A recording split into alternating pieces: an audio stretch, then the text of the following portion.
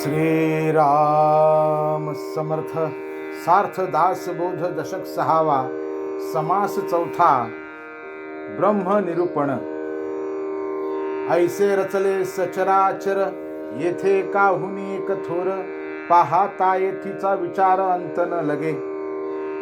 या विनाशी विश्वरचनेमध्ये एका येऊन एक थोर आहे, पण हे सगळे दृश्य स्वप्नाप्रमाणे अगदी तात्पुरते आहे. त्याला आधार देणारे आत्मस्वरूप मात्र शाश्वत आणि समाधान रूप आहे. त्याचे ज्ञान करून घेणारा तो खरा शहाणा होय. असे हे चराचर विश्व रचलेले आहे. त्यामध्ये एकाहून एक मोठा आहे या क्रमाने विचार केला तर त्याचा अंत लागत नाही. एक म्हणती विष्णू थोर, एक म्हणती रुद्र थोर, एक म्हणती शक्ती थोर सकळांमध्ये. कोणी म्हणतो विश्वामध्ये विष्णू मोठा, तर कोणी म्हणतो शंकर मोठा आहे. कोणी म्हणतो या सर्वाहून आदिशक्ती मोठी आहे. ऐसे आपुलाले परे बोलती, परंतु अवघेची नासेल कल्पांती. यदृष्टम तन्नष्टम हे श्रुती बोलत असे. लोक आपापल्या परीने असे बोलतात, पण कल्पांताची वेळ आली की या सर्वांचा नाश होणार आहे. जे दिसते ते नाचते अशी श्रुती जी साक्ष आहे. आपुलाली उपासना अभिमान लागला जना, या निश्चय निवडेना साधू वीण. जो जी उपासना करतो तिचा त्याला अभिमान लागतो, पण खरा देव कोणता हे फक्त साधू पुरुष निश्चयाने ठरवतो. साधू निश्चय करती एक आत्मा सर्वत्र व्यापक. येर हे अवघेची माईक सचराचर. साधूचा असा दृढनिश्चय असतो की एक आत्मा तेवढा सर्वत्र व्यापून आहे, तोच खरा देव आहे. बाकीचे सगळे चराचर विश्व मायेचा देखावा आहे. चित्री लिहिली सेना, त्यात कोण थोर कोण साना. हे तुम्ही विचाराना आपुले ठाई.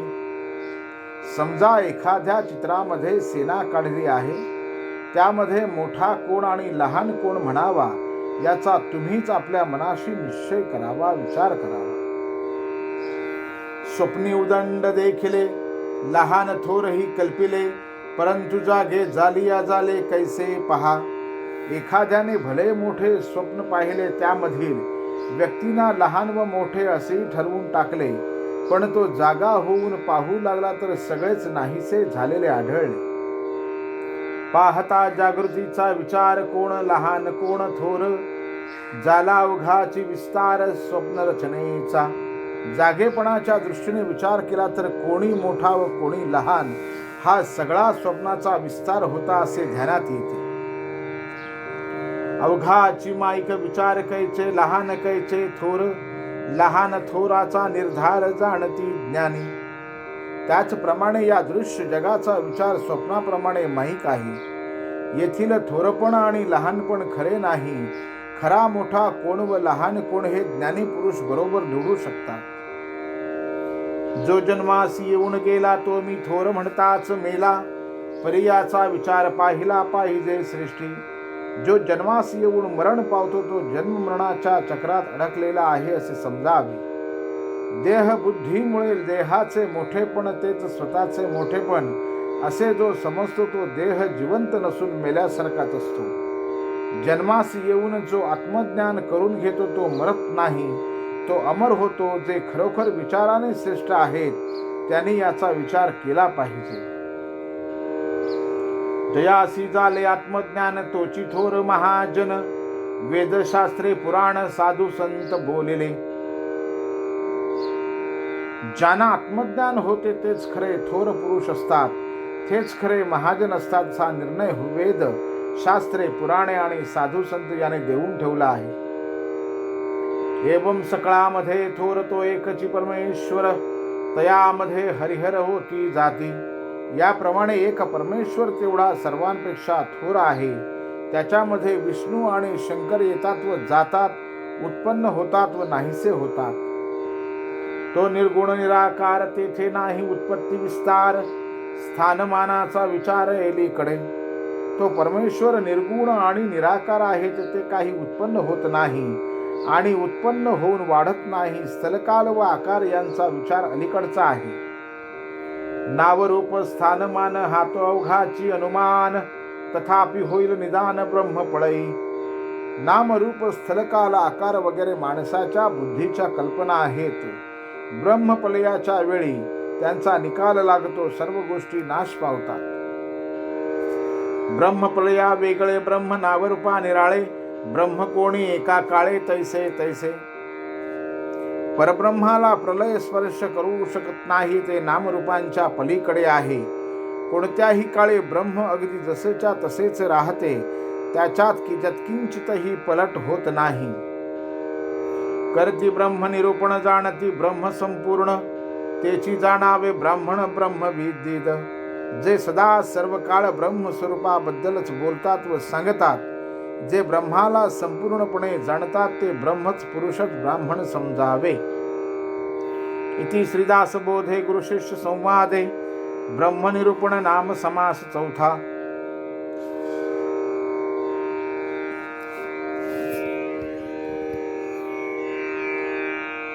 माया ब्रह्म निरूपण या समासामध्ये श्री समर्थांनी माया आणि ब्रह्म यांचा संबंध कसा आहे, त्यांची लक्षणे कशी आहेत हे सांगितले आहे. माया म्हणजे काय? माया शब्द या धातूपासून होतो. मा म्हणजे मोजणे, मावणे, समावेश होणे.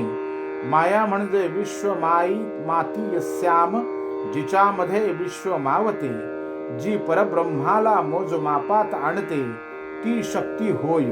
वेदांतात ही महामाया शिरली कोठून?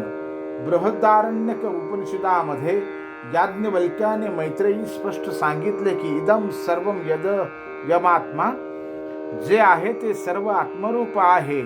अद्वैत दर्शनकारांचे अर्थात श्री समर्थांचे सुद्धा सांगणे असे की विश्वाचे मूळ तत्व एकच एक आत्मा आहे. त्याच्या ठिकाणी अनेकपणा नाही.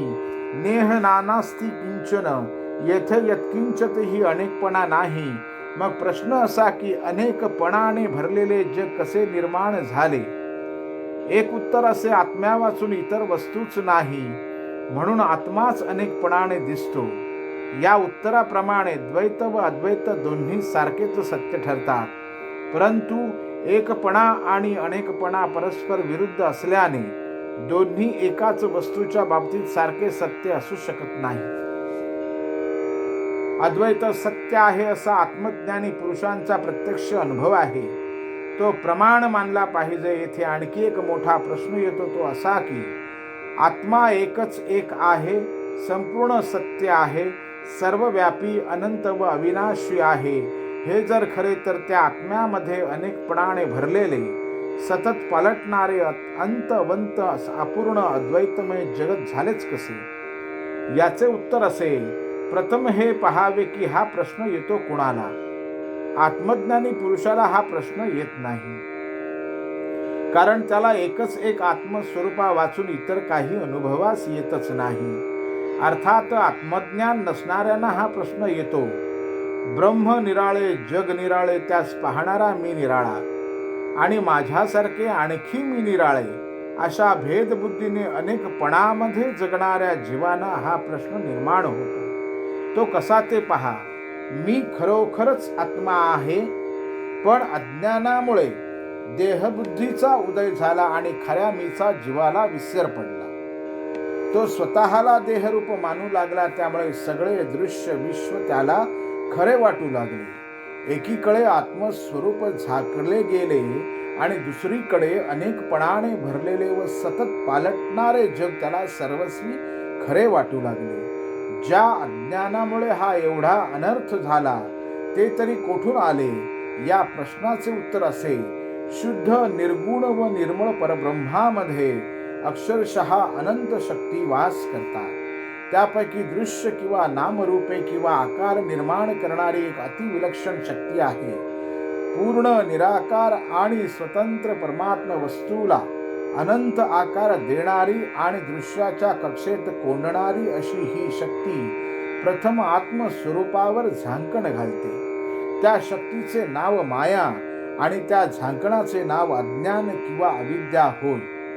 अज्ञान, अविद्या, भ्रम, अध्यास, देह, बुद्धी ही सगळी मायेचीच प्रजा आहे. आत्मज्ञानी पुरुषाला परमात्म वस्तू जशी आहे तशीच अनुभवाला येते. अनंत नाम रूपाने भरलेले आणि क्षणोक्षणी बदलणारे चराचर विश्व त्याला परब्रह्माची स्वानंद लीलाच आहे असे वाटते. मायेच्या प्रभावाने फसून जाऊन तो आत्मस्वरूपाला विसरत नाही आणि दृश्याला खरेपणा देत नाही, परंतु मायेच्या अधीन होऊन अज्ञानामध्ये जगणारा जीव स्थलकाल निमित्तांच्या बंधनात वावरतो. त्यामुळे आत्मस्वरूप तर तो विसरतोच, पण त्याचबरोबर चराचर विश्व संपूर्ण सत्य मानतो. आत्मज्ञानाच्या भूमिकेवरून पाहिले तर ब्रह्म आणि त्याची शक्ती माया दोन्ही अगदी एकरूपच आहेत. उलट अज्ञानाच्या भूमिकेवरून पाहिले तर ब्रह्म आणि माया वेगळी वाटतात.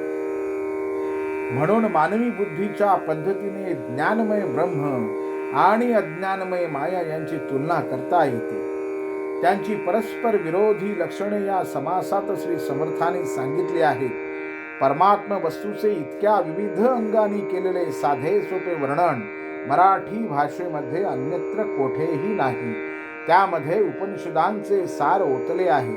श्री समर्थांच्या तत्वज्ञानाच्या दृष्टीने हा समास अति महत्वाचा समजला पाहिजे.